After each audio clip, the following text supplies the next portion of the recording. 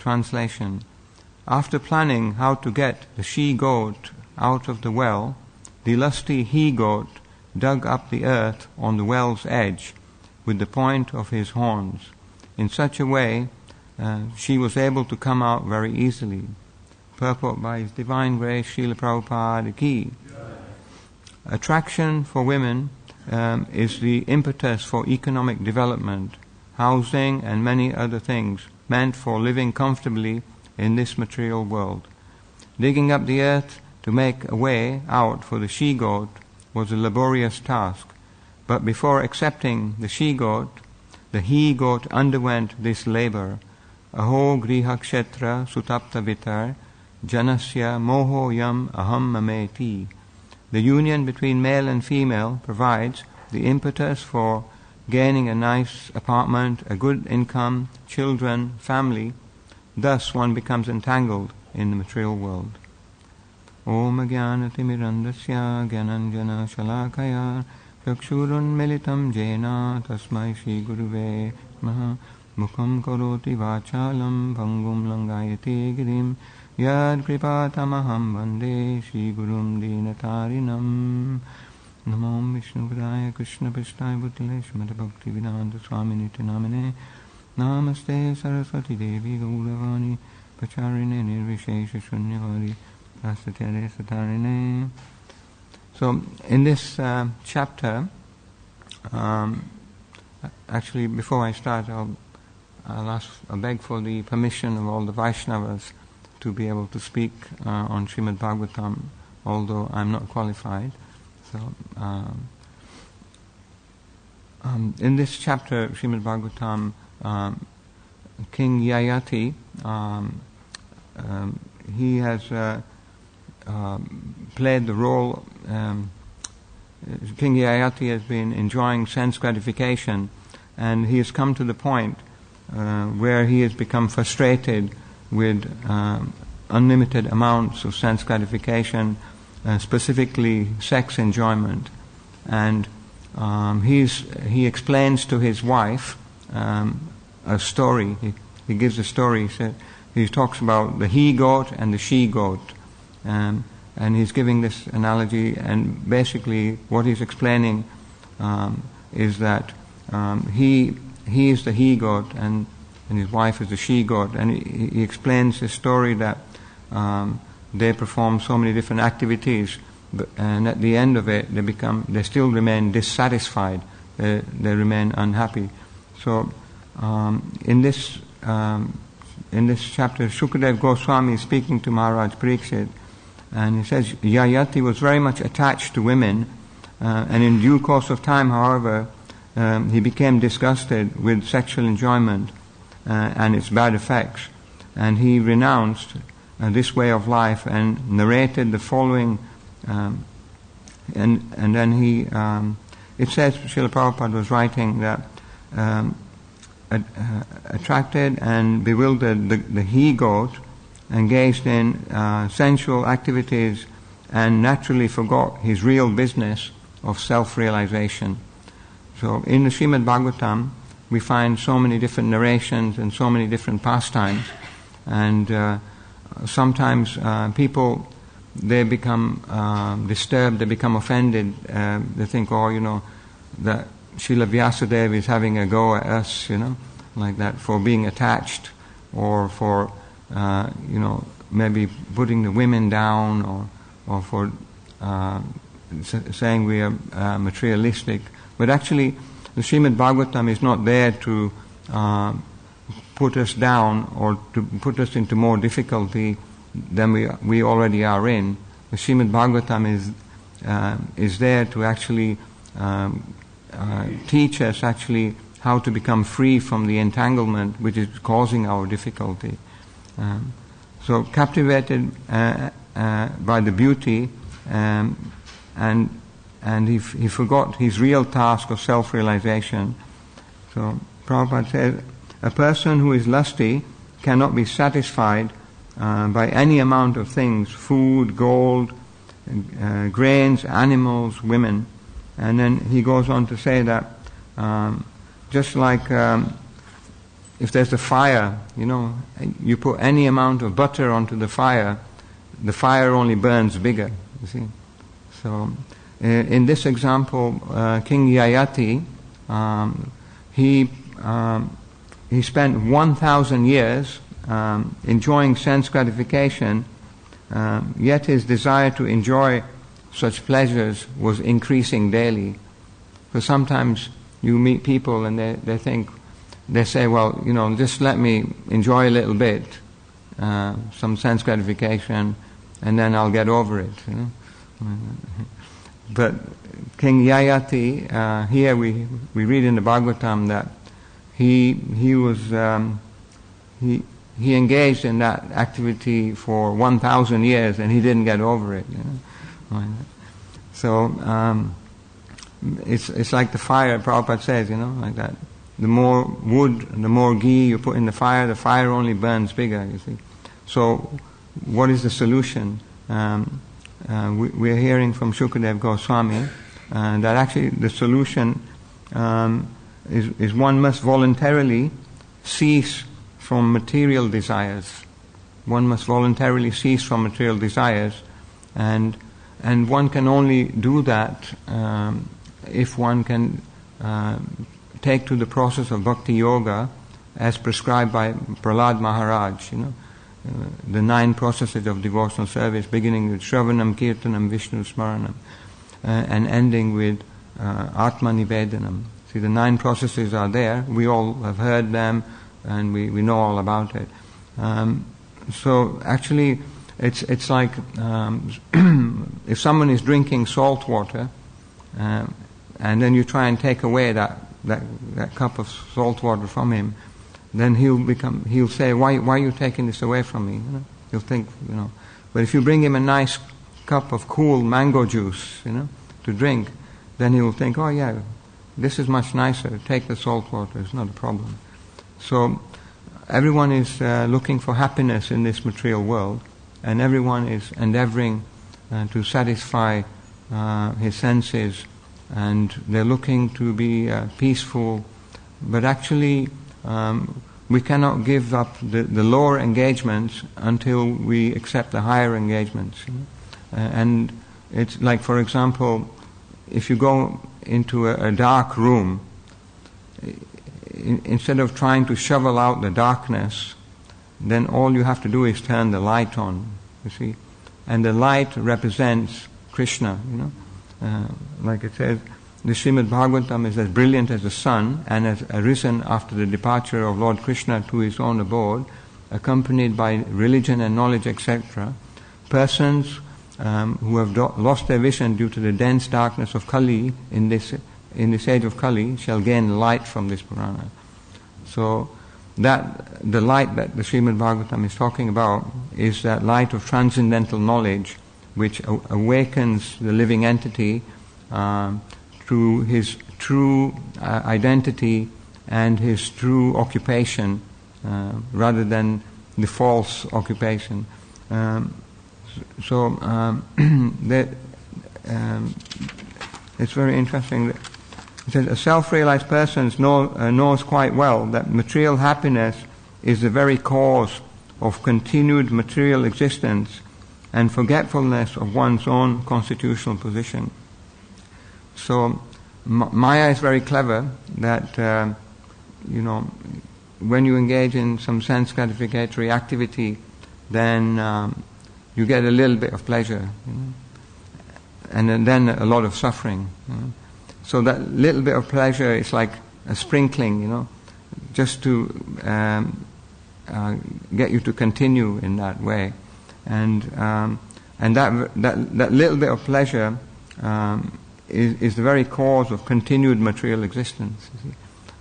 Like we see, I was speaking to some devotees and they were saying that like before they joined the movement, every Friday night, they would wait, they work hard all week and wait till Friday, and then they could really enjoy, because they had some money that they had accumulated, and they could go to the pub with their friends, and they could drink as much alcohol as possible, and they could, flirt with the opposite sex, and they could really try to enjoy their life and be happy.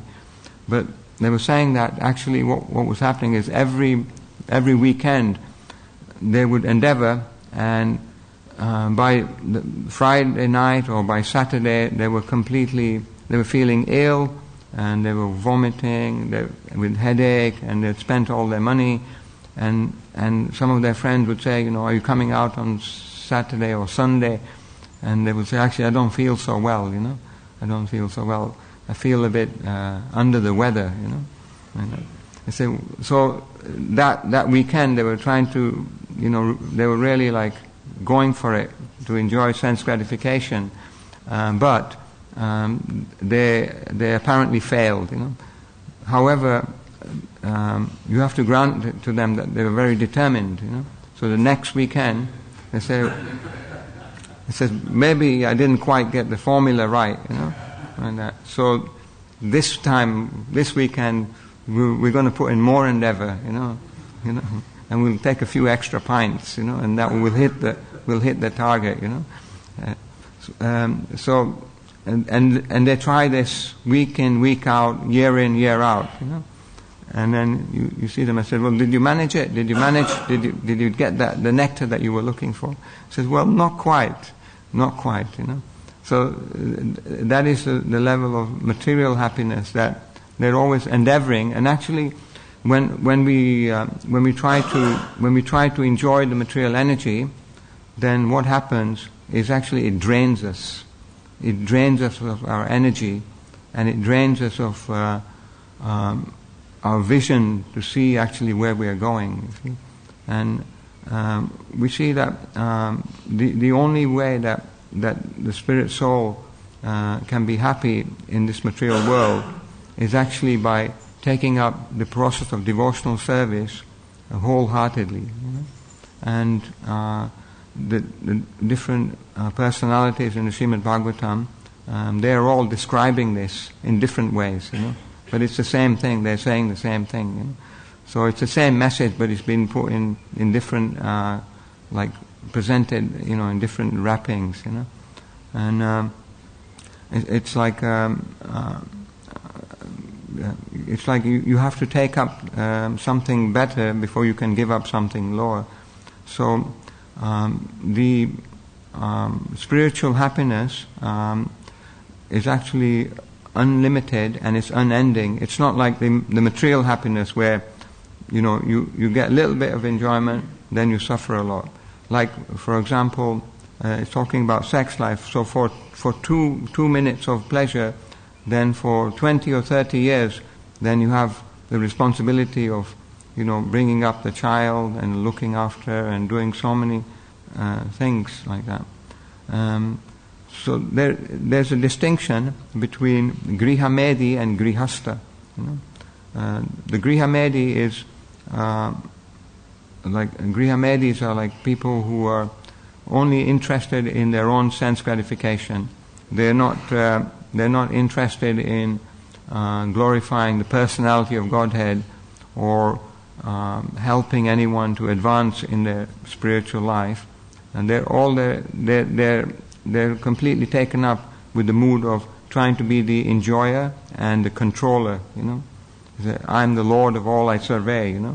And this is my house. This is like when you're doing door to door. You go and visit some doors, and you knock on a door, and they open the door, and it's like some of them they are like disturbed.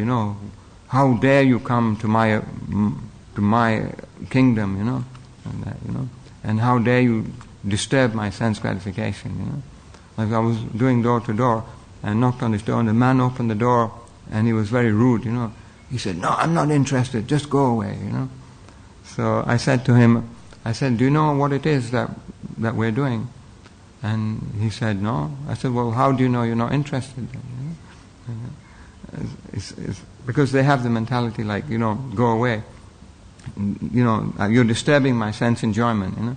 But the grihasta, it said in the Vedic literature that grihasta is the opposite. Grihasta is like before he takes his meal, he goes out and he calls, if anybody is hungry, then you please come and take your meal. And that doesn't just mean that, we just have to feed someone, and then I can get on and watch my, whatever it is, And that it's just an example that you want to speak of just feed somebody. You can actually help people to re-establish their lost relationship with Krishna, which is the ultimate welfare, the highest welfare work, is to not help somebody for one day or for 1 hour or for 1 week, but you help them out of the cycle of birth and death altogether. So a Vaishnava has that ability that they can show their mercy, they can be compassionate, and they can give people the opportunity to re-establish their dormant love for Krishna. And so we have some very nice examples in the Krishna consciousness movement where we have so many nice, wonderful grihastas who take to the household ashram, the grihastha ashram, and because they put Krishna in the center of their activities, then they are shining examples, and the actual fruit of that is when you see some of these young Gurukul children, and you see some of the children that come to the temple, and you see the young boys and girls, they are playing mridanga, they are singing kirtan, they are very, very enthusiastic to learn, and they are very inspired.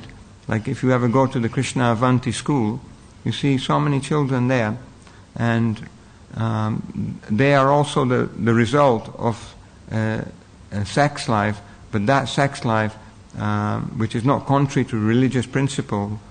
Krishna says that he is that sex life which is not contrary to religious principle.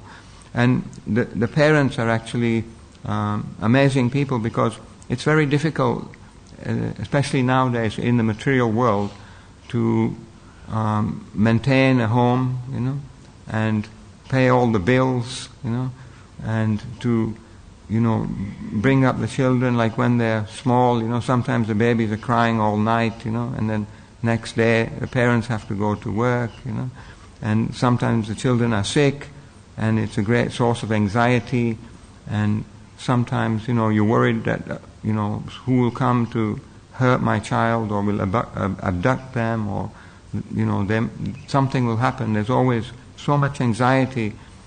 Like we go to the houses and we meet many people, and who are working in an office or working in some job.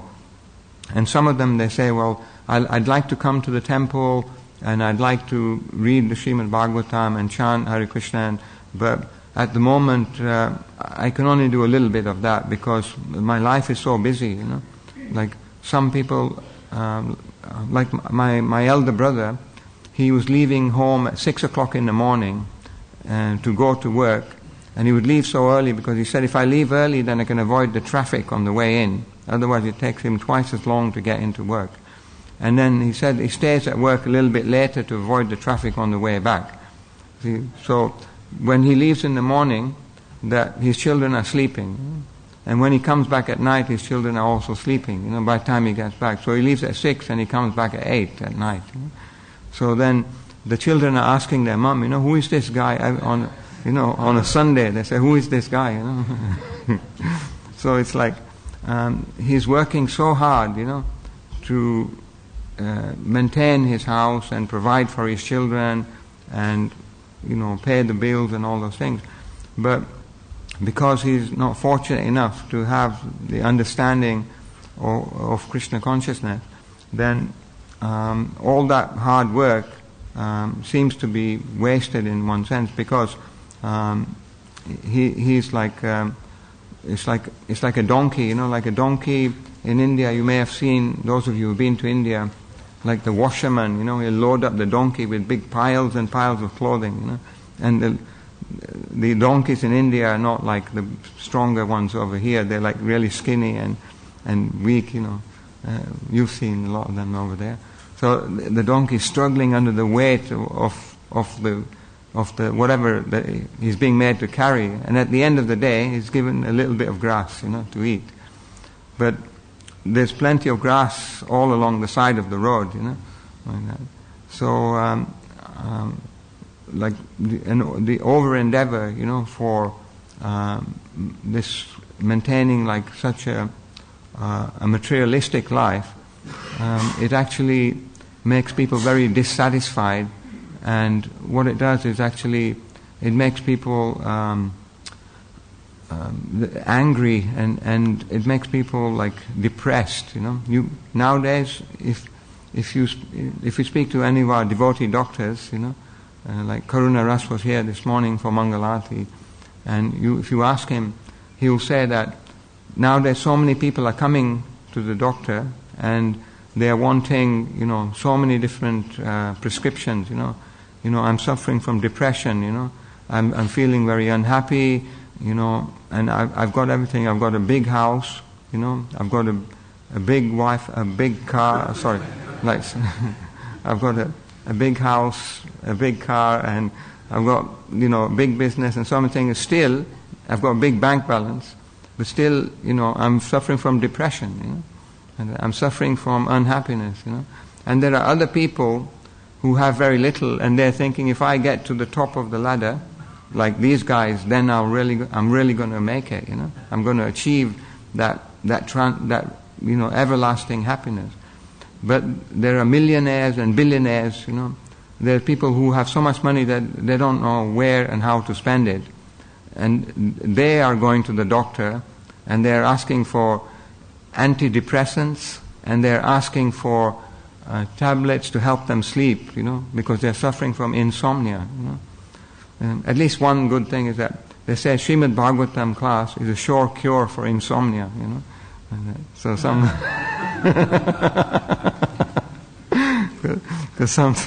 but sometimes they say our devotees sometimes fall asleep in class. It's not because they're not interested; it's because they are at peace with themselves. They're not disturbed, They're not disturbed by all the things that happen, and they've reached that. So the chanting of Hare Krishna actually works, And then, but it's actually very difficult in material life, You have to work so hard, and even when you achieve all the things that you wanted, still, it's not enough, And I saw this picture, and it was very interesting because it connected to modern life. There was a man and his 3 children. The 3 children were sitting on the settee, and the man was standing, and they all had a little like a piece of paper with something written on. So the first child said iPod, said iPod, and was smiling, like that. The second one said iPhone. The second child had an iPhone and a paper, and the child was smiling, And the third child said iPad, It's like a little computer, and was smiling. And the father had a piece of paper. It said iPad, and he wasn't smiling, You see, like that. So the children are very happy, and I see sometimes like there's people. Sometimes they have everything. They have a nice life and everything, but they're like worried about their children. The children are sometimes in their 20s, 30s, or even 40s. And the other day, this family came here, and the parents were talking to me. They said, "Well, my son's 28 years old, and I'm really worried about him, like that, because, he's wasting his life. He's not happy, and he just sleeps all the time, He's got no purpose in life, and, we provided him everything, He's got a BMW, car, he's got a beautiful house to live in, and he's got a credit card, and he can spend as much as he likes, and he's got university degree, he's got everything, but he's so depressed that he doesn't see any purpose in his life, you see.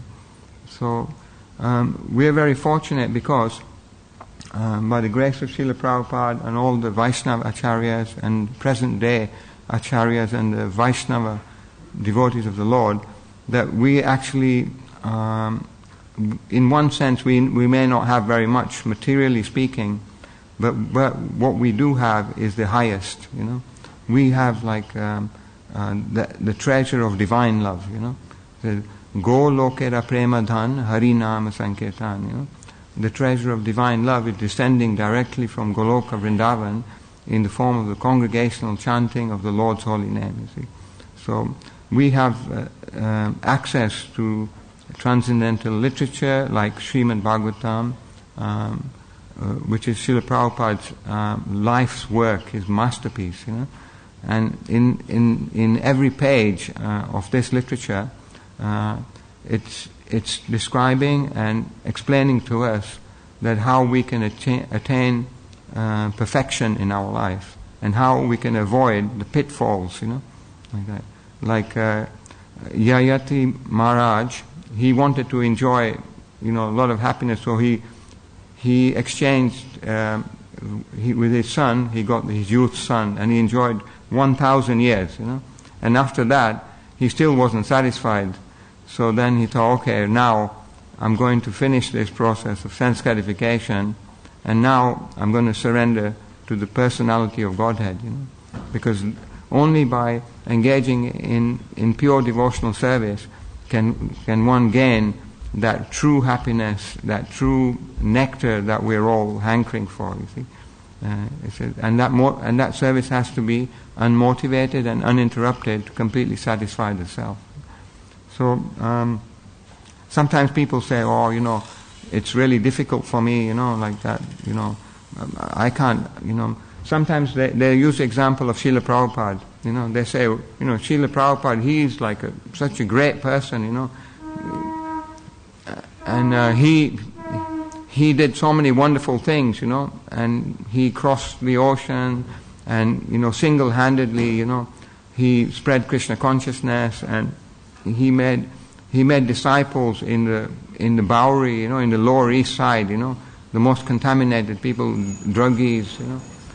Shri Shri Radha Gokulananda Ji ki, Shri Shri Sitaram Lakshman Hanuman ki, Shri Shri Gauranitai ki. So it was said actually that one of the like acharyas in South India, a very famous person, he was glorifying Srila Prabhupada. He was saying that this Swami Prabhupada, Bhaktivedanta Swami Prabhupada, the founder acharya of the International Society for Krishna Consciousness, that he was such an amazing person that alone he went single-handedly. He was a sannyasi, and he went and he was surrounded by all these, you know, people who were completely contaminated, drug addicts, you know, debauchees, woman hunters, meat eaters, you name it, whatever, jaga and madais, you know, basically. But instead of becoming contaminated and becoming fallen, he elevated all of them, you know.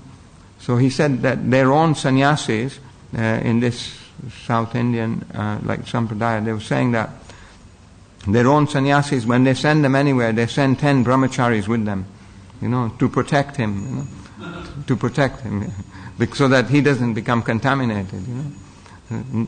But the power of Srila Prabhupada is so amazing that he can go alone, and he can go to Tompkins Square Park and to the Bowery and all these places, and he can actually elevate those souls who were like in the gutter, you know, rather than himself become degraded like them. So that's amazing. But then some people, they say that, you know, Srila Prabhupada is such an amazing person that he did so many amazing things that, you know, we are not Prabhupada, so, you know, we can't do that. In fact, sometimes they use it as an excuse. They say, well, we're not even going to attempt it, you know.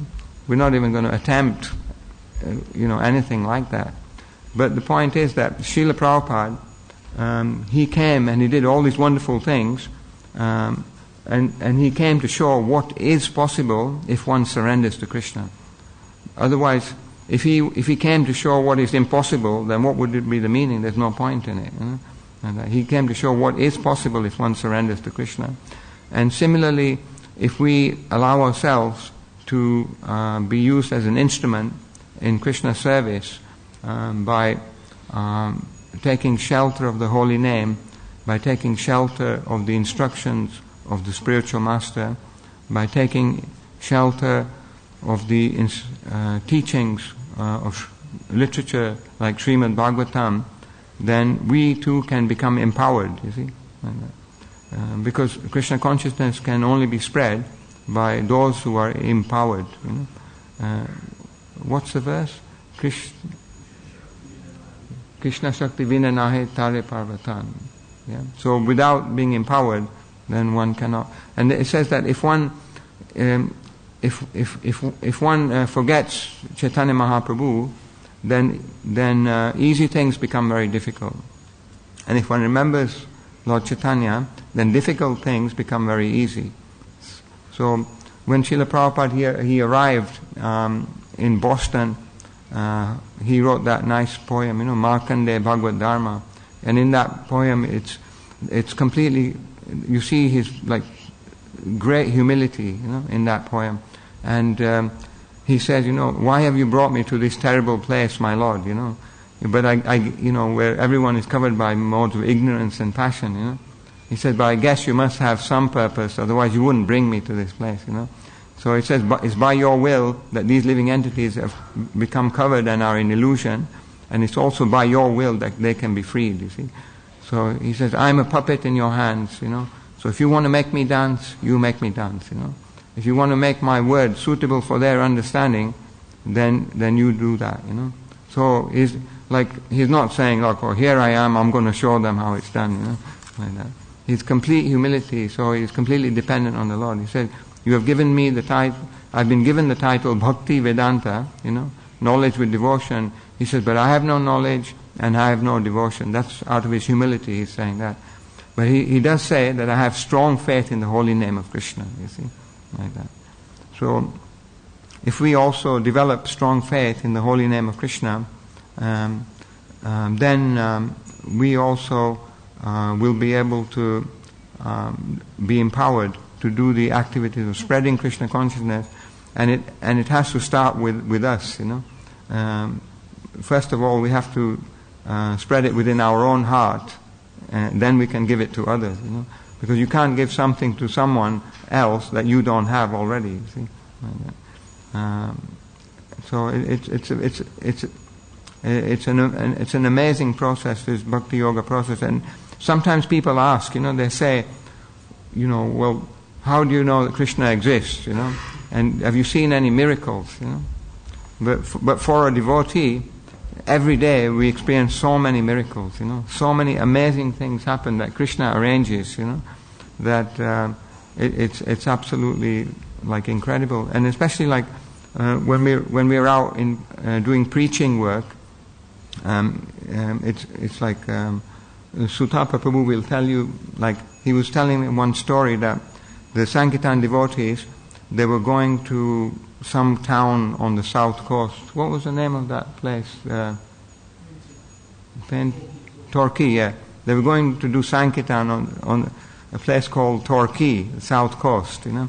And the boys were in the van, but probably after Prasadam they felt a bit groggy, so some of them fell asleep, you know. The driver was driving away, but somehow he wasn't looking at the signs and he ended up at the wrong place. He ended up at some small town, you know. And the devotees got there, they didn't realize, they got their bags ready and were going on the street, you know. And they think, okay, right, we're going to do this with books. But then Sutapa Prabhu said, this isn't Torquay, you know. This is just a one-horse town, you know. So it's like, and they say, okay, right, you know, there's so many devotees here, you know, it's not, you know, there's not enough people here we'll be hitting the same people all the time. So he said, I'll get the van and we'll go to Torquay, you know. And but what happened, one devotee, he stopped just one person, and this boy had got a book, a small book, and had read it like 10 days before. And he had given up eating meat, he had given up intoxication, and all like gambling and other stuff. And what he had done is, he had read about the chanting, and you have 108 beads. So he went to some shops and he got some beads, and he tied them all together, you know, to make a mala 108. And So what actually happened was Krishna, directed transcendently by Yoga Maya, directed the Sankirtan party to another place that they weren't supposed to go to, that they weren't intending to go to. And they went there, and this one person, he met the devotees, And then Sutapa Prabhu said, we're going to Torquay, we're going to be there. So if you want to talk more, you can come. So he got a bus or something, and he ended up in Torquay. And he was like fired up. He was speaking to the devotees. So incredible, these things are happening all the time, like that. But in the devotees, we take it for granted, We like, it's all right, Some people, they say, well, we don't give donations to organized religion, So you can say, you're welcome, you can give loads of donations to us, because we're really disorganized, and the only reason how things continue and are expanding is because Krishna is actually there, he's making up for the shortfall, So whatever you have, he'll maintain, and whatever you lack, he will carry, Like that. So I just wanted to read just one little.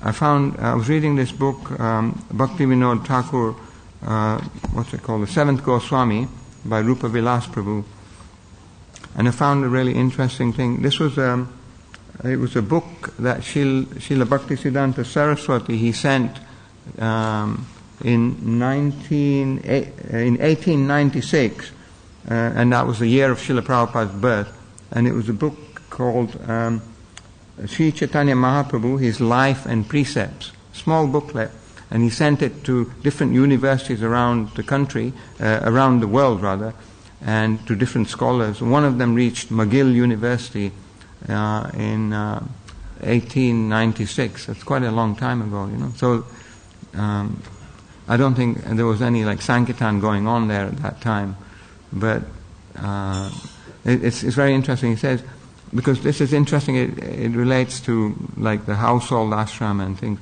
He says, while located in the Mayic world, man must live peacefully with the object of cultivating the spirit.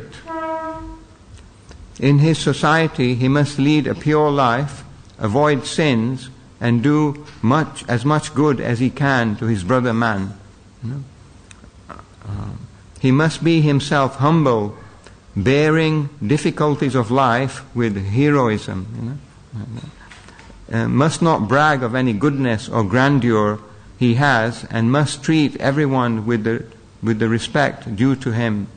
Marriage with a view to peaceful and virtuous life, and with a view to procreate servants of the Lord, is a good institution for a Vaishnava. Spiritual cultivation is the main object of life. Do everything that helps it, and abstain from doing anything which thwarts the cultivation of the spirit. Have a strong faith that Krishna alone protects you and none else.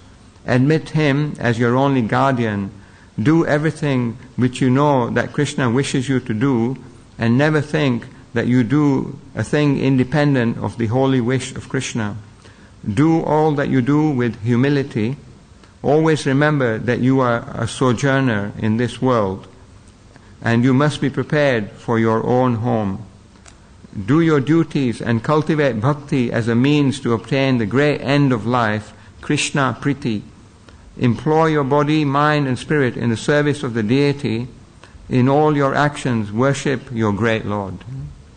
So this was one of the pages in the little book that Srila Bhakti Vinod Thakur sent.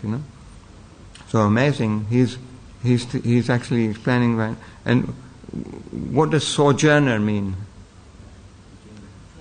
Yeah, traveler. So if you go into a train, if you start wallpapering it and you put in some plants and you set up your television, the other passengers on the train will be thinking, this guy's got a slate missing, like that.